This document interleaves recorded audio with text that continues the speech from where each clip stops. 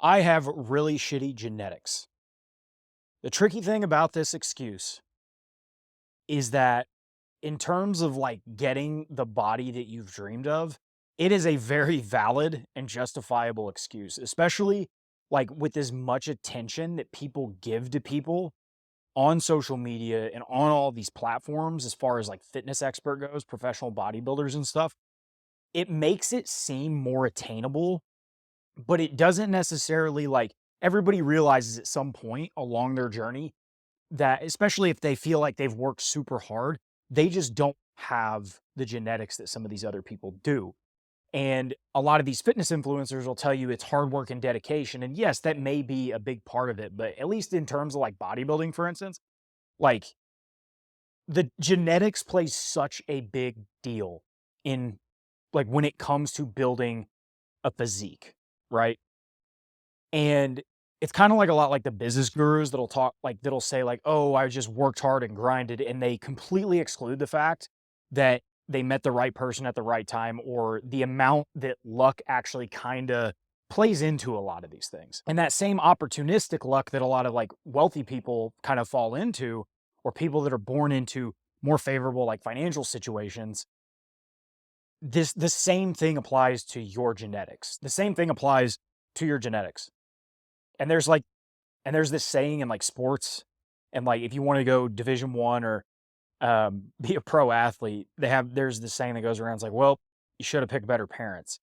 And it's certainly true. Like if we could pick our parents, that'd be great. But unfortunately, we can't. And this isn't to exclude, like there are definitely 100% people that, work insanely hard and find big levels of success despite what their genetics or their starting line was in life. But even though having bad genetics is a good argument, that doesn't mean we should use it. We should probably prefer to act as if that it weren't the case. Like we don't know what our genetic potential is. And for most people, that's actually true. And the reason that we don't want to use this argument is because there is something that can be found within us or within you that you might as well work like hell and ignore it if it's not the case, because you're still going to get so much further just completely forgetting about that aspect of reality than if you just kept reaffirming that to yourself. And it's because until we've actually like pushed things to an insane level or pushed our effort to an absolutely insane level that we've never been at before, we won't ever really know what our genetic potential is. And for me, like this was definitely the case for me in like powerlifting. Like I never thought I would end up, getting over an 1,800-pound total. Like my family did not have any sort of indication of having genetics that worked that way. My grandpa was like by the growing up, I mean, he was at most a buck 60, about 5'9", 5'10". My dad in his like prime would have been, 5'10", about 175 pounds. I hit I in as a freshman in high school, I was 5'1" my freshman year and hadn't hit puberty. I didn't hit puberty till I was halfway through my sophomore year. Like every indication that I had along the way, as far as even like athletically, like just screamed at me, you have the worst genetics. Like you shouldn't even try. And I wouldn't have found out, like I got to a pretty high level like powerlifting. And same thing with like my sales job. I'm consistently a top performer. And I wouldn't have known that if I would have let that be a limiting thought to me. You don't know what your genetic limits are until you've pushed things to an extreme level. I wouldn't have realized the body that I could have gotten and the strength levels I could have gotten.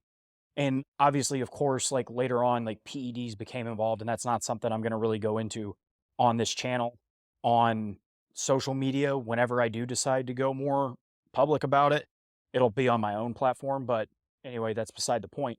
Even while I was natural, I hit a level that I was actually kind of proud of. And I wouldn't have done that until I would have taken things to almost an obsessive extreme level to see what my actual genetic potential was. And I was good at strength training.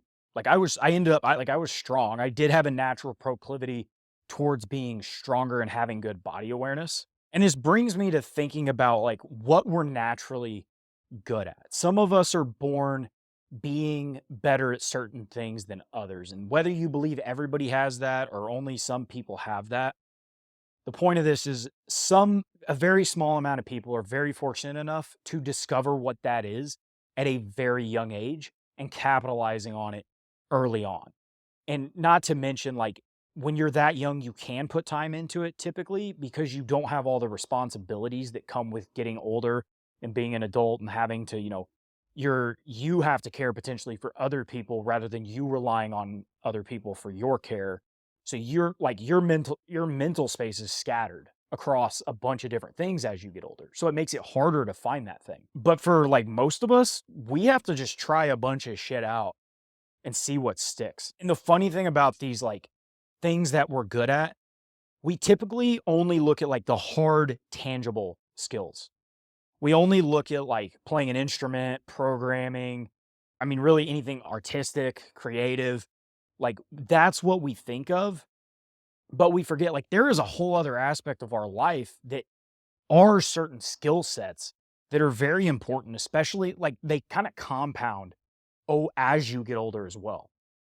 And these like intangible skills, I think with how technology and everything's going, are almost going to become more important as society continues to grow and expand into whatever the hell it's becoming. But some of these intangibles are things like emotional intelligence, pain tolerance, your ability to grind, endurance, how long you can do something. And for me, at some point within the last like probably 4 years, like I realized like I'm good at dealing with pain and I'm good with suffering.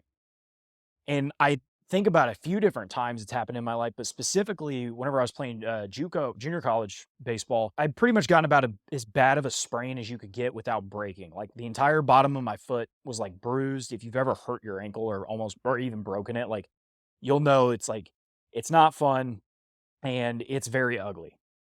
And so I remember like within a week, I was pitching. I was already pitching again on it. And if you know anything about pitching, like it was on my leg that lands whenever I'm driving to throw the ball.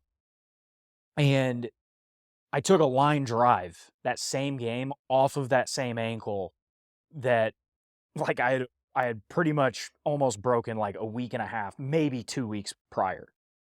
And obviously it hurt. I'm not gonna act like it didn't, but the fact that like I was at like there was something that I've just noticed not as many people can do in terms of dealing with pain, and whether that's good or bad is not the point of the is that's a whole other thing. I should have been smarter. I now have issues with it.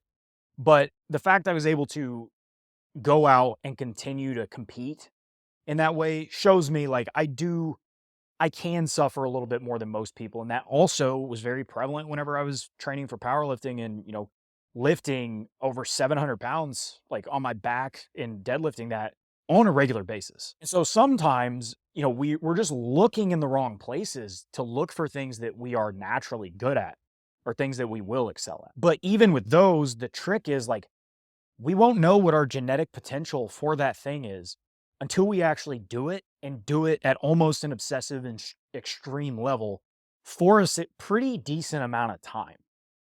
Because just because you're good at something doesn't mean you're going to want to do the thing. I didn't want to have to play on a broken ankle.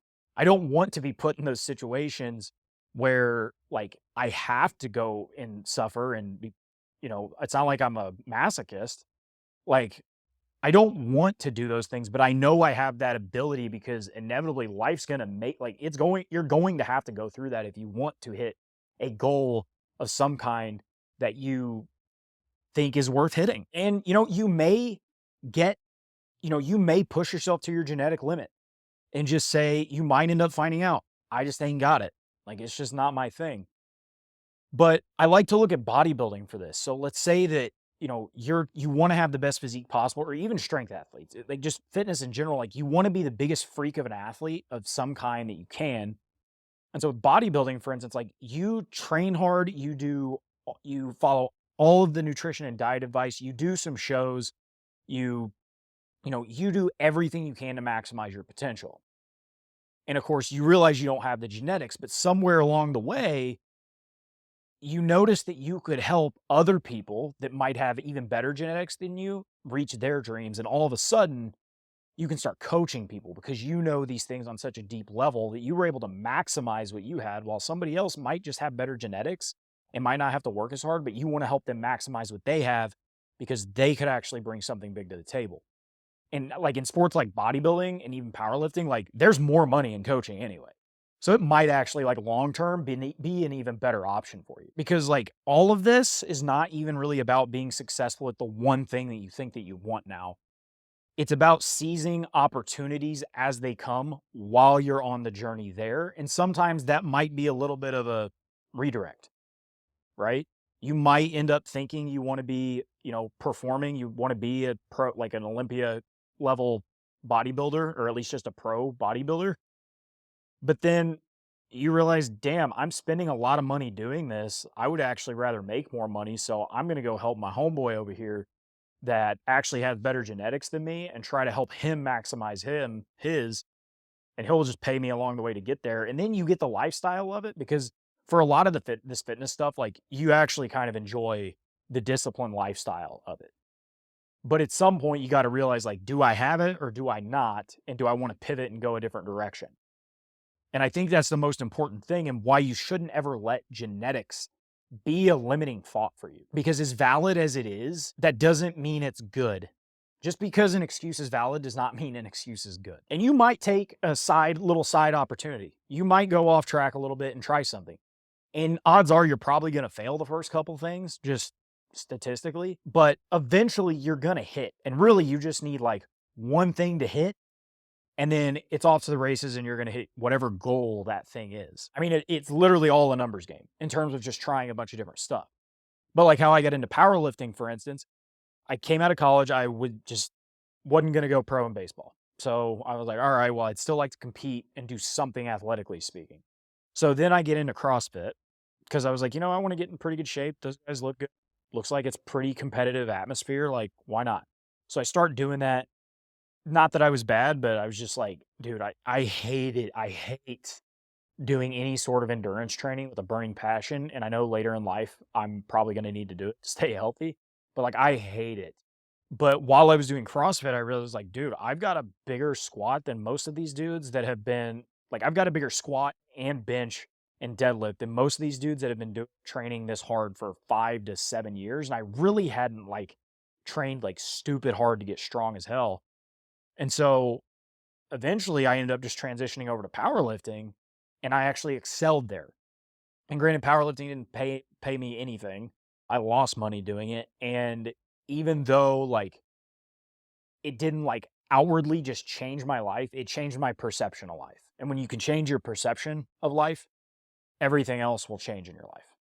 And in my opinion, that is in itself life changing. But at the end of like all this shit, we really only have the hand that we're dealt. And we got to play it the best we can. Even if that means bluffing from time to time, we got to do what we got to do. But your goal is to play that hand the best you're dealt. And along the way, you'll hit the jackpot. God, that was so corny, but we're sticking with it. So stop using genetics as a reason why you're not where you want to be. Start using it as a reason to go even harder so you can be where you want to be.